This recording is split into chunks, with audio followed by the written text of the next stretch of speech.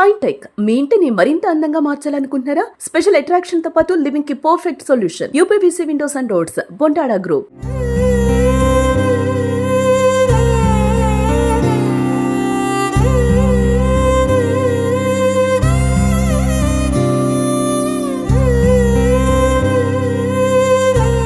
నమస్తే. వికారాబాద్ జిల్లా తాండూరులో పెళ్ళైన 8 నెలలకే నవవధువు అనూషను భర్త పరమేష్ దారుణంగా కొట్టి చంపాడు. రాష్ట్ర వ్యాప్తంగా కేసు సంచలనమైంది. ఆ సీసీ ఫుటేజ్ రికార్డు కూడా, ఆ దృశ్యాలు చూస్తుంటే చాలా బాధ కలుగుతుంది. ఈ కేసుకు సంబంధించి పురోగతి ఎంతవరకు వచ్చింది, దీని గురించి పూర్తి ఇన్ఫర్మేషన్ అందించడానికి ప్రస్తుతం నాతో పాటు ఉన్నారు తాండూరు డిఎస్పీ నరసింగ్ యాదవ్ గారు. సార్తో మాట్లాడదాం. సార్ నమస్తే. నమస్తే. ఈ కేసుకు సంబంధించి అతను పరమేష్ అనూషను చంపేసిన తర్వాత పారిపోయాడని తెలుస్తుంది. ఇప్పుడు అరెస్ట్ చేశారా సార్? చేసాం. ఎవరెవరు అరెస్ట్ అయ్యారు? పరమేష్, వాళ్ళ మదరు లాలమ్మ, తండ్రి ముగురయ్య, ఈ ముగ్గురు కూడా అరెస్ట్ అయ్యారు. ప్రజెంట్ ముగ్గురు అరెస్ట్ జైల్లో ఉన్నారు. సరే, ఈ కేసుకు సంబంధించి మీ ఇన్వెస్టిగేషన్లో తెలిసిన విషయాలంటే ఎందుకు ఆ గొడవ జరిగింది? ఈ పరమేష్ అండ్ అనూష గత కొంతకాలం నుంచి ప్రేమించుకున్నారు. వాళ్ళ తండ్రి ముందు ప్రేమ వివాహం చేసుకుందాం అనుకున్నారు. తర్వాత కుటుంబ సభ్యులందరూ కూడా కూర్చొని మాట్లాడి, ఎల్డర్స్ అంతా కూర్చొని మాట్లాడి వాళ్ళకు 12/3/24 నాడు 12/3/25 నాడు వాళ్ళకు పెళ్లి చేయడం జరిగింది. అంత ఒప్పుకొని ఆ తర్వాత వాళ్ళు కొన్ని రోజులు బాగానే ఉన్నారు.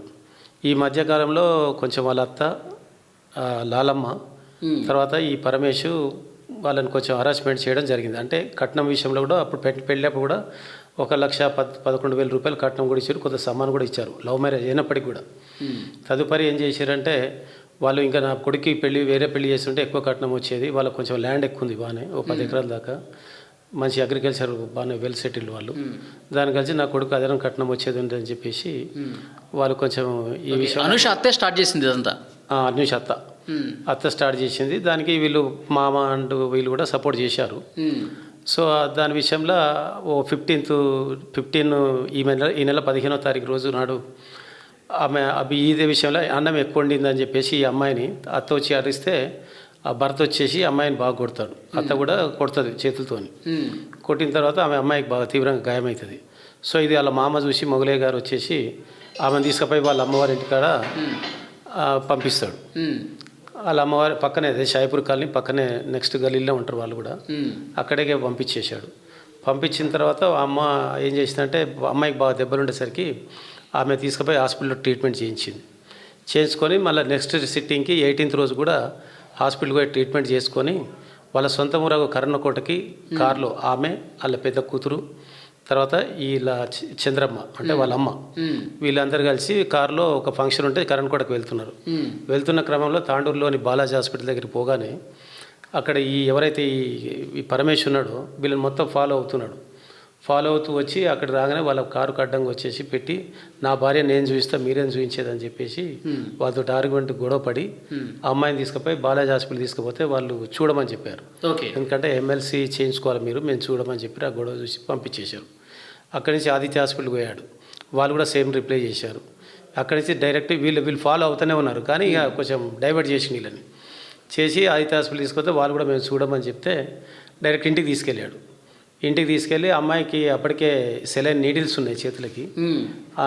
ఇంటికి తాళం తీయమని చెప్తే అమ్మాయి తీయలేదు. నేను తీయను, నేను మీ ఇంటికి రాను అన్నట్టుగా కొంచెం ఇద్దరి మధ్య ఆర్గ్యుమెంట్ జరిగింది.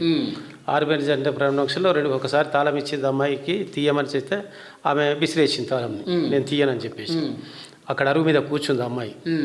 కూర్చున్న తర్వాత ఇంతలోనే పరమేశ్వర్ దానికి చెంప మీదకి దెబ్బ కొట్టి మళ్ళీ చెప్పి సెకండ్ టైం కూడా సేమ్ రిపీట్ గానే మళ్ళీ తన్ని కూడా కొట్టాడు.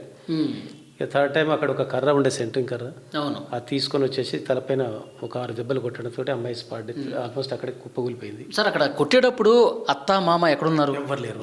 వాళ్ళు ఎక్కడున్నారు సార్? అప్పుడు వాళ్ళు పొలానికి దగ్గరికి వెళ్ళిపోయారు. అంతా పొలం దగ్గర ఉన్నారు. వీడు ఒక్కడే ఉన్నాడు. తీసుకొచ్చి బాగా కొట్టడం జరిగింది. అక్కడ కుప్పగూడిపోయింది. ఆ నైబర్స్ వచ్చి కొంచెం ఆమెను సేవ్ చేయడానికి కూడా ట్రై చేశారు, బట్ వాళ్ళతో కూడా కాలేదు. సో ఇష్యూ అయిన తర్వాత ఆమెని మళ్ళీ హాస్పిటల్ తీసుకొచ్చారు.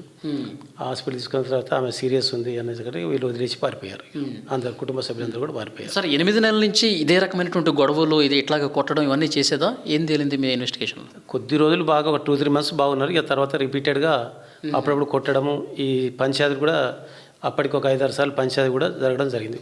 కుల పెద్దల సమక్షంలో, ఓకే. గ్రామ పెద్దల సమక్షంలో కూడా పంచాయతీ కూడా జరగడం జరిగింది. సరే, ఇప్పుడు వాళ్ళ అనూష పేరెంట్స్ ఆ బంధువులు అయితే చాలా బాధతో ఉన్నారు, వాళ్ళతో కూడా మేము మాట్లాడాం. అయితే ఈ పరమేష్ మీద ఎలాంటి సెక్షన్లు పడే అవకాశం ఉంది సార్? ఆయన పైన 302 మర్డర్ కేసు ఉంది అండ్ 304 పార్ట్ 2 డౌరీ హరాస్మెంట్ తోటి అమ్మాయికి చనిపోయింది కాబట్టి అది ఉంది. తర్వాత 498 ఉంది. తర్వాత 346 డౌరీ ప్రొహిబిషన్ యాక్ట్ కింద కూడా కేసు నమోదు చేసినాం. ఆల్మోస్ట్ అన్ని గట్టి సెక్షన్లు పెట్టినాం అన్నట్టు. ఓకే. వాళ్ళు అంటే బెయిల్ వచ్చే సెక్షన్స్ అంటారా? అది డిఎస్పీ గారు కూడా చెప్తున్నారు, బెయిల్ వచ్చే సెక్షన్స్ ఏమీ లేవు, చాలా గట్టి సెక్షన్స్ ఉన్నాయి. మర్డర్ కేసు ఉంది, డౌరీ కేసు ఉంది. సో కఠినంగా శిక్షించే విధంగా చేస్తాం. అలాగే ఆ కుటుంబానికి న్యాయం చేసే బాధ్యత కూడా మాదే అని చెప్తున్నారు. సో అక్కడ అనూష పేరెంట్స్ ఎంత బాధపడుతూ ఉన్నారో మనం చూసాం. వాళ్ళ ఫ్యామిలీ కుటుంబం మొత్తం కూడా మా అమ్మాయిని ప్రేమించింది, పెళ్లి చేసుకుంది, సంతోషంగా ఉంటుంది అనుకుంటే ఆ సంతోషం లేకపోగా శవాన్ని మా చేతిలో పెట్టారని చెప్పి చాలా బాధతో మాట్లాడిన పరిస్థితుంది. సో పోలీసులు కూడా అదే చెప్తా ఉన్నారు, తరువుగా ఇన్వెస్టిగేట్ చేశాం, చాలా అంటే చాలా కఠినంగా వ్యవహరిస్తామని చెప్తా ఉన్నారు.